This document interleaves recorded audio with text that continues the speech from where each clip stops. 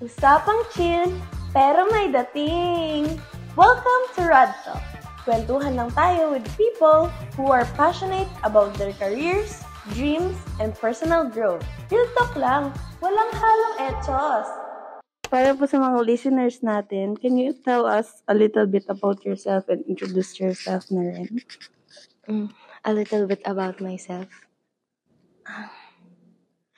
A little bit about myself. I don't like spicy food, and I am Kim Shalay Cabrera.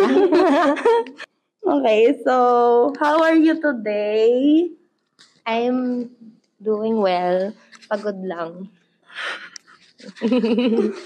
Outside how or your role, sino ba si Kim? Any hobbies, interests, or glimpse of your personal life? Outside HAU, I'm an ate.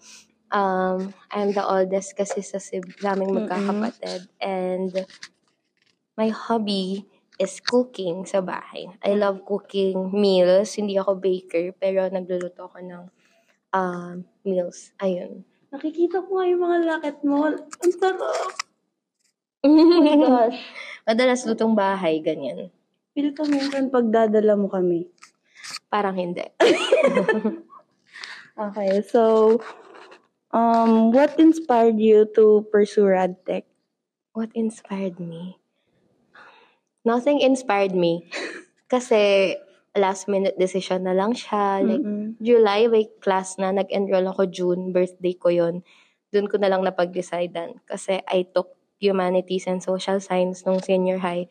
So, nakaset na sa mind ko na I will take psychology or pol-sci.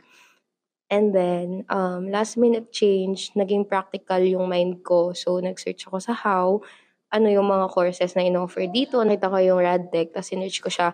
Walang nag-motivate sa akin. Pinili ko na lang siya. Sabi ko, go. Eto na siya. Yun na yun? Yun na yun. Masaya ka naman sa pinili mo? Masaya naman, I think. I think based from practicality, hindi ko na i-compare sa other med. Yun. Okay, so masaya naman siya, guys. How do you feel about transitioning from being a secretary to now becoming the president of arts? How do I feel? Siyempre, it's very overwhelming. Kasi nung secretary ako, madali lang yung works. Pero syempre, marami. Secretary kayo. But, yung transition na from ganun kalaki yung gap, secretary, tas biglang president, plus the different adjustments na nag-iba yung chairperson, nag-iba yung dean, parang lahat sa term ko, nag-rebrand pa, nag-arts from RTSS. So, sa akin lahat yung term nun, so malaki talaga siyang overwhelming talaga. Pero, at the same time, okay lang kasi feeling ko din kasi I'm a type of person who loves challenges. So, kung nag-president ako, wala namang bago, monotonous lang. Nakalahad na lahat sa akin. Andiyan na lahat ng pwede mong gawin. Yes. Nag-edit ka na lang. Parang hindi ko rin siya ma-appreciate. Ganun. Lalo na like parang sa atin din yung pinaka-start talaga ng RTSS. Parang nag-restart talaga siya. Parang nag-restart. Okay, as a president of an org and student, how do you balance your ACADS and yung responsibility mo in the org? How do I balance? If mind gaming, kailangan kasi I have separate time for org, the separate time for ACADS. Although, ang nangyayari na ngayon is nagja-juggle sila at the same time. Siyempre, hindi mo maiiwasan na may sudden mag-chat sa'yo, pa-check yung ganyan, or pa-check yung ganito. Tapos, kasabay nun, gumagawa ka ng requirements. I think to balance everything, what you need to do is to set your mind sa kung anong gagawin mo talaga. If kasi hindi kasi ako procrastinator. I think yun yung good thing sa akin. Kaya ako nababalance. Yeah. If oras ng pag-aaral, oras ng K-drama. Ganon ko siya feeling ko nababalance. Set your mind lang na ito gagawin mo, ito lang gagawin. Ganon. Ikaw ba, procrastinator ka ba or ganon ka rin? Actually, depende sa akin talaga. Minsan, minsan kapag tinamad na ako, wala Oo. talaga. So, Oo. Yung yan, Pomodoro mo oo. parang 1 hour TikTok. Oo. Tas, Actually, tinry ko yun. Tas, oo. nung una, okay, sipag-sipagan, ganyan. Tas 1 hour. Tas nung second set na, ganyan. Ay, hindi ko na kaya. Hindi ko na siya kaya. So, yun, nag-stop ako. Kaya Oo. medyo nahirapan din ako lalo na nung second year. Oo. So, any routines that you do to achieve the success? Sa buhay ko? Sa ano, like, in ACAD, syempre, Dean's Lister, President's Lister ka, consistent. Tas, yung pick ngayon ng arts, Oo. mataas pa. So, anong ginagawa mo? Any tip po? Ay, Routine? routine. Bukod sa pagsaset ko ng mind kanina, mapag-schedule ako and nag-organize ako ng gagawin. Kasi nga, importante sa akin yung pagsaset ng utak mo na ito yung gagawin mo. So, yung routine ko, wala akong routine. Paano ba? Wala talaga akong routine. Basta isa-schedule ko ano kailangan kong gawin sa araw na yun. Ako nang bala sa oras. Yun lang siya. Fun fact na lang. Fun fact about you. Fun fact? Fun fact about you na hindi alam ng iba kahit sila. Diyos ko, Lord. Fun fact about me. No pressure, ah. Ay, kaya kong pigilan yung... kaya kong pigilan yung sinok ko. Ano ba yun? Sample. Kung ano sinok ako, kaya ko i-mind game sa ko, tumigil ka. Walang gano'n. Diyos ko, corny. Oh my God. Sa free time mo, anong ginagawa mo? Like, nakikita ko parang you like reading books. Oo. I like reading books. Oo nga, minsan nga, nagbasa ka na sa school, magbabasa ka pa sa bahay. Medyo nakakatanga.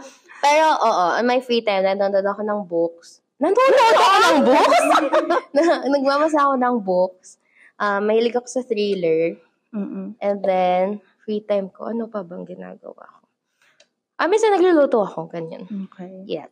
How do you see yourself 5 years from now? Like, nakikita mo interview? mag-academe ka or Ay, Diyos ko. mag-clinical ka?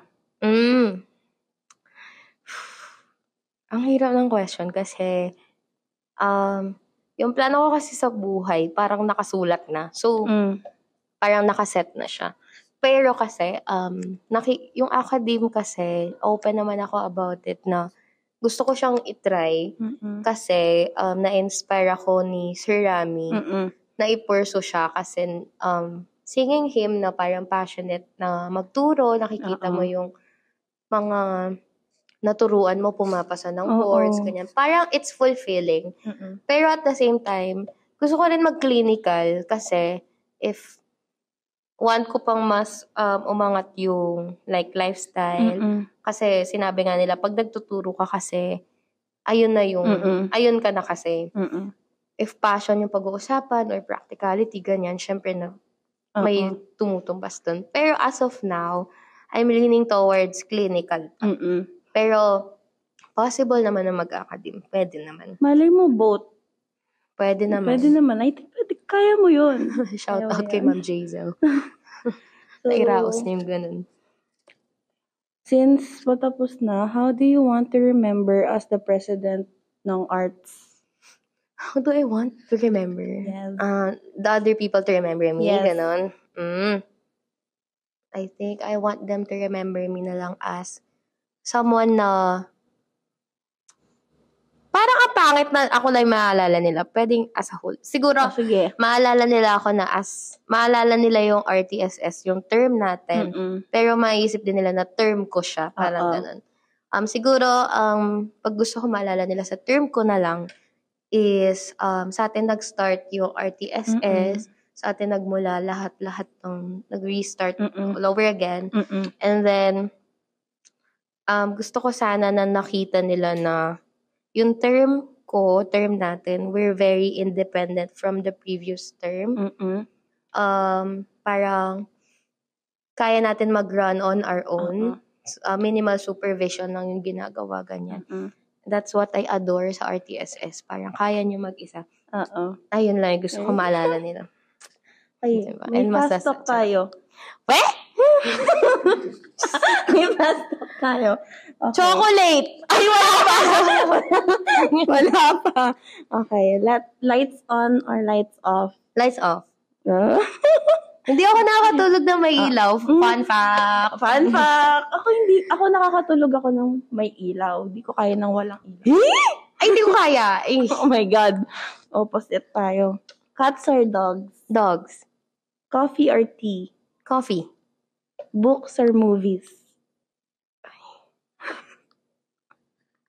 Books. Books. City or countryside?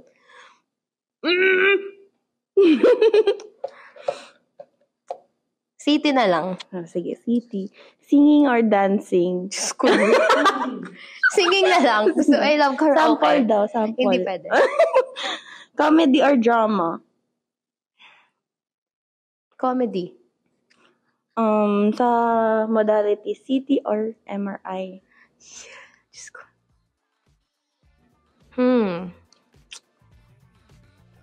CT scan na lang. Okay. Amazing yung mga slices. Radterra or Nukmed? Red Terra.